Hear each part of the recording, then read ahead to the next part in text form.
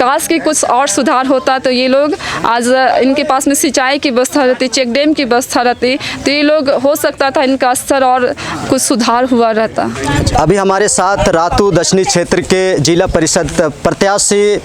अस्मिता संध्या एक्का जी मौजूद है और आप गांव-गांव में कैंपेन कर रही हैं, आप लोगों के बीच में आए हैं, अपनी बातों को रख रहे हैं। क्या लगता है कि आप किन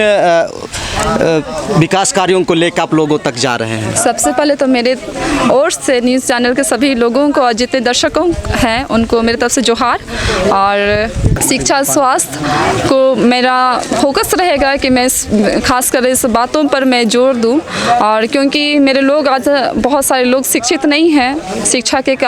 अशिक्षित होने के कारण ही उनमें जागरूकता की कमी है, वे लोग अपने रोज़गार को नहीं जान पाते हैं और स्वास्थ्य के क्षेत्र में वे लोग पीछे पाए जा रहे हैं, क्योंकि अशिक्षित होने के कारण वे लोग नहीं जानते कि कौन सा बीमारी में कौन सा लक्षण पाया जाता है, किन बातों में हमें ध्यान देना है, किन बातों में अगर कुछ लक्षण दिखाई देने से, किन बातों को करने से वो बीमारी वहीं पर थम जाएगी। बहुत सारी ऐसे बातें हैं जो शिक्षा नहीं होने के कारण वे लोग नहीं कर पाते हैं, तो ज़्यादा फोकस मेरा शिक्षा और स्वास्थ्य के क्षेत्र में रहेगा। आप एक शिक्षित उम्मीदवार हैं, आप पहली दफ़ा आप चुनाव लड़ रहे हैं जी। आपके समक्ष बहुत सारे सवाल आ रहे होंगे कि चाहे इंदिरा आवास हो, वृद्धा पेंशन हो, या शिक्षा हो, या फिर स्वास्थ्य की बात हो, तो ये जो तमाम मुद्दे हैं जो कि पिछले जो तमाम प्रत्याशी जनप्रतिनिधि छोड़ के चले गए, उनको आप किस तरीके से आप सुलझाएंगे? मेरा जो योजना रहेगा वो मैं गांव-गांव में जिस तरह से मैं अभी विज़िट कर रही हूं और मैं जन तक संपर्क कर रही हूं और उनसे उनकी जो समस्याएं हैं उनको जानने का मैं जो कोशिश कर रही हूं, तो मेरा काम ये नहीं है कि केवल उनकी समस्याओं को सुन करके अपने तक ही सीमित रखना। यदि मैं इस पद पर मैं चयनित होती हूं तो इन लोगों तक जो इन्होंने समस्याएँ बताया है उसको ब्लॉक स्तर पर और राज्य स्तर पर जितनी भी इन्हें सुविधाएँ पहुंचनी चाहिए उसे मैं इन लोगों तक पहुंचाने का मेरा पूरा कोशिश रहेगा, और ताकि ये लोग उसका लाभ उठा सके और उसके द्वारा इनका विकास हो सके।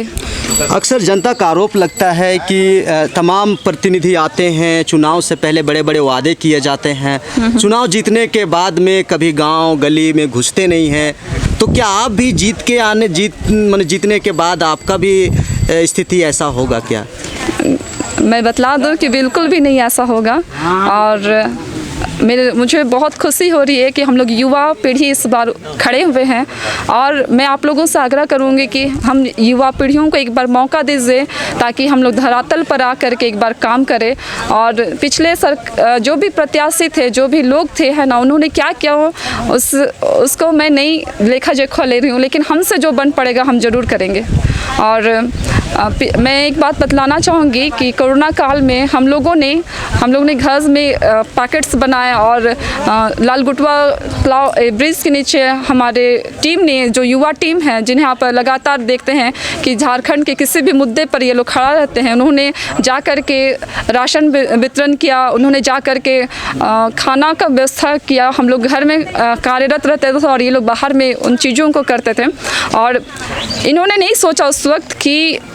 अगर हम इन्फेक्टेड होते हैं तो हमारा क्या होगा, हमारे परिवार का क्या होगा, या हमारे भविष्य का क्या होगा। तो मेरे साथ में आज ऐसे योद्धा टीम है जो कि मुझे कोऑपरेट कर रही है इस पद में आने के लिए, और ये लोग निस्वार्थ भावना से लगातार सेवा करते रहते हैं। और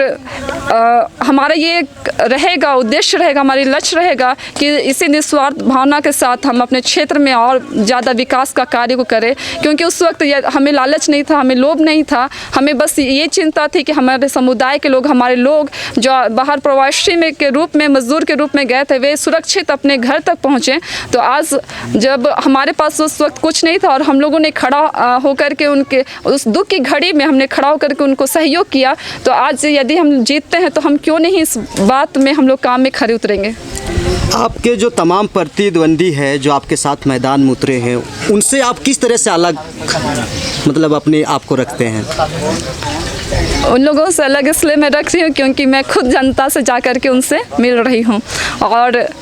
उनसे मिल कर के मैं खुद बातचीत कर रही हूँ। और प्रत्याशी क्या कर रहे हैं मुझको नहीं पता, उनका क्षेत्र कितना दूर तक है, या वो लोग घर में हैं या फिर सड़क पर उतरी है, मुझको नहीं पता। लेकिन मैं अपने लोगों से, अपने गांव से, अपनी माटी के लोगों से मैं मिल करके उनके बारे में, उनके साथ में बातचीत करके आज मुझे बहुत अच्छा लग रहा है, बहुत सुकून लग रहा है। और उन्हें उनका जो विकास नहीं हुआ उसको देख करके हम लोग खेदित भी हैं कि काश कि कुछ और सुधार होता तो ये लोग आज, इनके पास में सिंचाई की व्यवस्था रहती, चेक डैम की व्यवस्था रहती, तो ये लोग हो सकता था इनका स्तर और कुछ सुधार हुआ रहता। मेरा नाम अस्मिता संध्या एक का हुआ, क्रम संख्या 2 ऑटो छाप मुझे मिला है। मैं आप लोगों से अनुग्रह करना चाहूँगी कि भारी से भारी बहुमत दे करके मुझे विजयी बनाएं और मुझे इस जगह पर आने के लिए एक बार मौका दे, एक बार नया पीढ़ी को मौका दे ताकि हम लोग कुछ नया दौर ला सके, नया परिवर्तन ला सके, नया काम को हम लोग अपने क्षेत्र में कर सके। और आप लोगों से अनुग्रह है कि आग्रह है कि आप लोग ज़रूर हमारी सहायता करें। ये थी अस्मिता संध्या एक्का जी और ये रातू के दक्षिणी क्षेत्र जिला परिषद प्रत्याशी है। 4th फेज का चुनाव होने वाली है जो कि 27 मई को समापन होगी और उसी के बैनर तले ये कैंपेन की जा रही है कि आने वाले जो समय में ये जो तमाम जो जनता है कैसे प्रत्याशियों को चुनाव करके अपना जनप्रतिनिधि बनाए, ये देखने वाली बात है। क्या जनता की और जो तमाम प्रत्याशी हैं उनकी इच्छा मनोकामनाएं पूरी होती है। और यहाँ पे जो अस्मिता संध्या एक्का जी हैं, क्या ये जनता मतदान कर पाती है, ये देखने वाली बात है। मेरे सहयोगी संजू मिंज के साथ मैं विकास मिंज, अबू अभियान का जोहार।